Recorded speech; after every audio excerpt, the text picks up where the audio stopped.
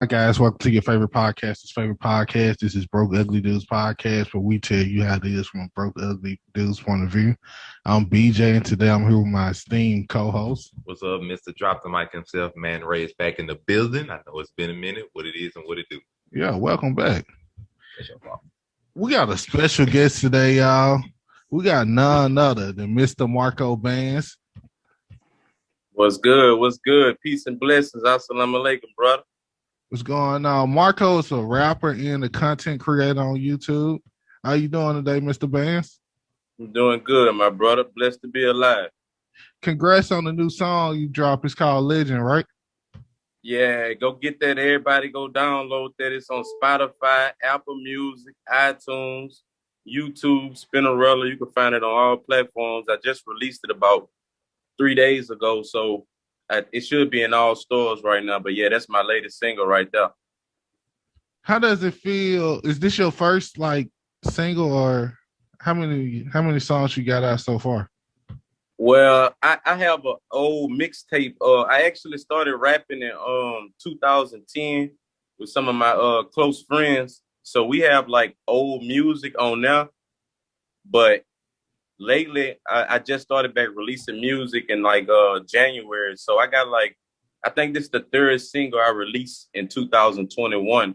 But I have like two mixtapes. One is called Bando Music, and the other one is called Hotel Louisiana. I released them probably like 2015 and 16. So this probably my latest, single since I've been taking my career seriously, What made you start rapping again this year?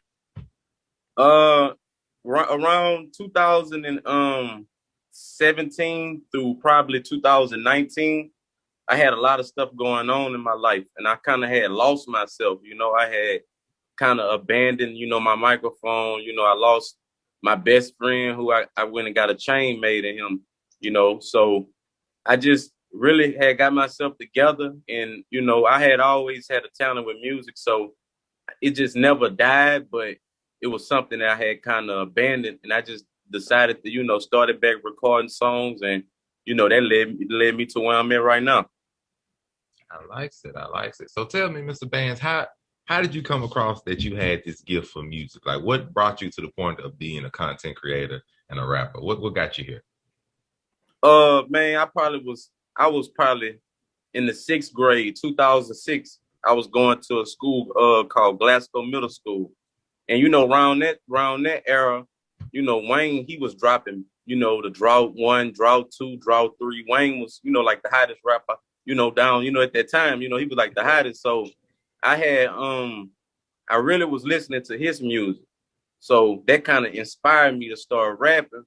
But then I got to Googling stuff about him. That's my favorite rapper. So I found out that me and him got the same birthday, which is September 27th. His birthday is September 27th. And we both from Louisiana. He from New Orleans. I'm from Baton Rouge.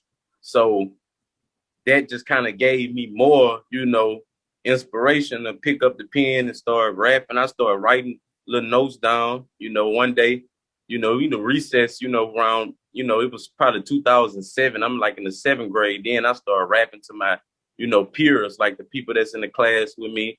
They liked it, you know what I'm saying? So ever since then, I kind of had always, wanted to rap. I had got with my best friend at the time, the one who, I made the chain of, who got murdered last year. And me and him started a little group. I got to come into his house. And, man, ever since then, I just had a passion for music. Like, I love music. Like, I don't even do it to be famous. I don't even want the money. I just love expressing myself when I'm having a hard day. You know what I'm saying? I love getting in the booth. I love rapping. I love, just really just making music. Speaking of Wayne dropped like the best quote to me out of any musician. He had said, to be the best, you gotta to be the best rapper, you gotta give away a lot of free music. Exactly. Yeah. How you feel about that? About giving away free music? Yeah. I mean, these days, stuff be for free, some stuff be for sale. But I mean, if you're an underground rapper and you just kind of getting out there, you should give away your first project for free. You know what I'm saying? Not, because it's like you got to think about it. Everything is supply and demand. So, like, see me, I ain't saying I'm the, I know I'm lyrically inclined, I can rap, but when it comes to the music game, I'm still trying to get my foot in the door. You know what I'm saying? So if you is gonna sell your music, you can't bite off more than you could chew. You can't have your CD for $100 or such and such. In my personal opinion, I'm gonna give it to you for free. You know what I'm saying? And that way you gonna get a little taste of the music, then you gonna come back and you gonna want more. You know what I'm saying? It's like the dope game. I give you a little sample, but you gonna come back for more after I give you that sample. You know what I'm saying? You spoke on Baton Rouge in New Orleans. So your top 5 Louisiana rappers of all time. Ooh, that's dead or alive. Yeah, just I probably Louisiana. gotta say my personal top 5 Louisiana rappers. Wayne, he gonna be number 1. You know that for a fact. Me and him got the same birthday, and I just spoke highly of him. Probably number 2 would probably be Kevin Gates, because I grew up listening to a lot of his music, and he kind of inspired me to rap too. So, and I grew up in the same neighborhood that he from, like the same, all the stuff he talk about, I kind of went through. My number 3 probably would be Boosie, because he kind of the first person to give Baton Rouge a name. Like he gave us a real platform. He put Baton Rouge on the map. Number 4 would probably be, I'd probably say Young Boy, young NBA Young Boy, because he put on, he really the poster child for the youth right now. The adolescents and people who transition into manhood at 18, 19 years old. He probably putting on for them. And probably number 5 would probably have to be BG, because musically, I know about his music, but him as a person, like his street credibility and the weight that his name carry, you know what I'm saying? That would make me give him a number 5, because he been in jail since, man, that dude been in jail since like 2009, and his name is still, I just seen a post people saying free BG, everybody. So, he got to have some type of legendary status to still be making noise, by being incarcerated. You spoke on NBA YoungBoy. Is it hard, like, being in Baton Rouge and not picking the side between the beef between the BBGs and TBGs? I mean, see me see me. I'm from over there. Like I'm from South Baton Rouge, so I know both sides. Like, you know what I'm saying? I know, I know some BBGs and I know some TBGs. See me, I just, I mind my business. You know what I'm saying? I'm the type of person I stay out. I stay out the way. But most of the time, like war and when people got stuff going on, it could be resolved through talking. Men don't really, talk. You know what I'm saying? Men like to, people feel pride being in the way, and people, it's just certain stuff, but I mean, once blood has been shed, you know what I'm saying? It's kind of hard to tell people to put the guns down, and that's with any type of situation when it comes to any type of violence. It's men gonna be men at the end of the day. That's that's how that is. Do you feel like the media played a big part in the beef? And do you feel like, did you ever see it getting this big where it'll be like globally known, like everything that's going on? Hey, I ain't gonna. The media played a big part in it, because like Quando Rondo was saying, he like the media play the police. Like I ain't even see the beef getting this big. I ain't even gonna lie to you. I ain't the alleged beef. I ain't see it getting this big, but most of the time the media just be having a hand in a lot of the stuff. They do stuff for views, and they do, they take stuff and they mix it. Like if you go on YouTube, a lot of the information that be on YouTube be false. It be people who just put titles on stuff, so people could run with it. And they got people from out of town. A lot of people don't be knowing, you know what I'm saying? But the media really play a big part in a lot of stuff, like instigating beef. You know what I'm saying? Like, and once a lot of stuff just get to going, it's like a domino effect. You know what I mean? That should be what it be. What made you start getting into creating content for YouTube? Really, for YouTube, I mean, I uploaded my first song on YouTube probably in 2006. Like that when I was probably in middle school, and it didn't really get a lot of, make a lot of noise. But I seen YouTube break artists like Soldier Boy, 2007. That was when I was in middle school. I seen how YouTube took him from where he was at, and it elevated him, like, because it broke him as an artist. Why he making songs, and why he, the crank that and all this. YouTube could really make you an artist, like overnight success almost. Like, it just take the right song to catch, wave, and YouTube will really break you as an artist. That what made me start putting YouTube, content on YouTube. I feel you. So I know you made a lot of references to how music is in the past, and so tell me, what do you think of the state of music now? I know from the 90s to the 2000s, 2010s, even now we in 2021, music has changed in a lot of different ways and a lot of avenues. So tell me what you think about the state of music now compared to when you first started to come up in it. Well, like, see me, like, when I grew up, around my father, he mostly listened to Nas and Biggie and like a lot of, West Coast rappers and stuff, East Coast.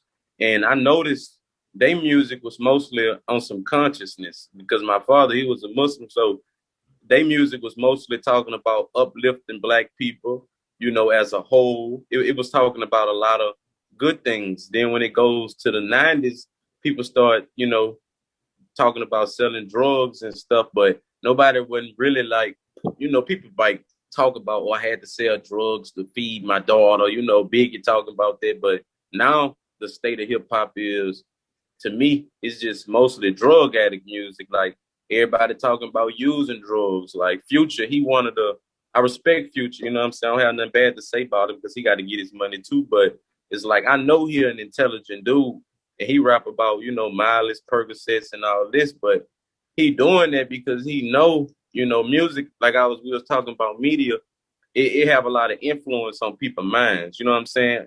Basically, whoever you listen to is your teacher. You know what I'm saying? So it's just music is right now is in a state where, evil people, I ain't gonna say who the powers that be, they got their hand in it. You know what I'm saying? And they know that music could control people's minds. And I feel like it's really the number one reason for violence out here. You know what I'm saying? Gun violence and stuff like that. Because people listen to music and they don't understand that it go into their subconscious mind, and it make them do things that they normally wouldn't do if they wouldn't listen to. It's like a drug. You know what I'm saying? That's how I feel about hip hop today. Speaking of hip hop, what rapper do you feel like you get compared to the most musically? Lately, I've been having a lot of comments and DMs. Somebody told me Playboy Cardi, I guess by the hair, I guess the way I carry myself, and somebody else say Famous Dicks. I don't know who that dude was. I don't know where he's from. Famous Dicks from Chicago. Get that from. I say Famous Dicks. It'd probably be the hair, because Famous Dicks used to have their hair too. But his was dyed. Yeah. That's what I said too. I said it'd probably be the hair. You know what I'm saying? That's probably what he said that for. That's a crazy thing. So I know you're talking about messages and music. What's a message that you want to get across with your music? Like, what's something that you want people to know when they listen to you? Man, what I want people to know when they listen to my music is I make music off the way I feel. You know what I'm saying? And I'm not a perfect person. You know what I'm saying? I had stuff going on in my past, and I emulate that into my music. But I want people to know that whatever you want to do, any type of goal that you want to achieve, if you could put your mind to it, and if you could see yourself having those things, that's all it takes for you to have. The law of attraction will be in effect, and you'll just have to put action behind it and go get what you want. But I want people to listen to my music and learn something from it. If you put my CD in, or you listen to me on Instagram, you check out one of my songs, I want you to, when you end that track, to feel either better about yourself or have some type of knowledge that you got from me. You know what I'm saying? Man sharpen man is iron sharpen iron. I don't want you to leave my store without nothing. I want you to purchase something when you come to my Walmart. You know what I'm saying? It's a lot of people don't realize how rough Baton Rouge is, especially South Baton Rouge. How do you feel overcoming the poverty and the crime to become a rapper? Man, it's rough. Oh man, it's rough. especially in the neighborhood I grew up in, but particularly Baton Rouge. But really, every hood is the same. But poverty, that's really what the major issue is. I feel like that's in the hood because a lot of people who be in the hood, they don't have chances. You know what I'm saying? For they felt like they was dealt a bad hand as it is. A lot of them get into crime because when you got poverty, you can't talk about poverty without crime. They go hand in hand. Whenever somebody don't have the resources that they have, they feel a need to go take. Then they go to jail. They come home from jail. They have, messed up records or stuff like that. They can't get a job, felons, and then they have to resort back into crime. And it's just a never ending cycle. They have kids, just like, everybody, people have kids, and in that environment, it just keep going on, generational curse, you know what I'm saying, to keep being passed down from one generation to the next, If you could work with any rapper in the game right now, get a feature from him, who would it be? Any rapper, probably right now. Yeah. Man, I ain't gonna lie. It'll probably be somebody like J. Cole or maybe Kendrick Lamar or somebody who real, who conscious, or even Wayne. I wouldn't mind getting a feature from Wayne, from my childhood. Just that'll be something that'll complete my childhood, So it'll probably be one of them three for sure. Do you think it's hard being a conscious rapper in the South? Hell yeah. Yeah, hell yeah, for a fact, because down here, even in Baton Rouge, like if you was to rap conscious, that's how, like Kevin Gates, he real conscious, but down here, everybody just want to hear a particular type of music. Everybody like real hype music. So in order for you to catch the ear of a label or anybody else, you would probably have to go venture further out, probably New York somewhere. It's different now because, we have Instagram and YouTube, and we have certain platforms that everybody be on. So, but down here, it's kind of hard to make conscious music. Like you would need to have to ride the wave, or you would have to find a way to, get your voice heard. It's kind of hard. So tell me, out of the years that you've been grinding at this thing, what's the hardest thing about being a rapper or a content creator? What's the hardest struggle Man, you come through? See, for me, the hardest thing is probably marketing. That probably be the hardest thing because, like I say, I've been rapping, so like I got my own studio. So since I got my own studio, I make a lot of songs. Like I have a catalog of probably 30, 40 songs right now, and I done made this in probably the last 3 months. But it's like once you drop that song, what most people don't understand is rap, the music game, it's a business side to it. So if you don't understand marketing, then you could be the best rapper alive. They might got a rapper out there who rap better than Wayne. But if he don't know how to get his voice heard, and if he don't know how to promote himself, and if he don't know how to, the marketing business side of things, if he don't know that, then he probably will never be successful. You know what I'm saying? So I think marketing is one of the hardest things about being, trying to be a rapper. It's a lot of kids out here that, like you just said, like they want to be a rapper, but it's not a lot that want to be producers, videographers, managers, exactly. CEOs. How you feel about that? They don't realize that it's two sides to the rap game.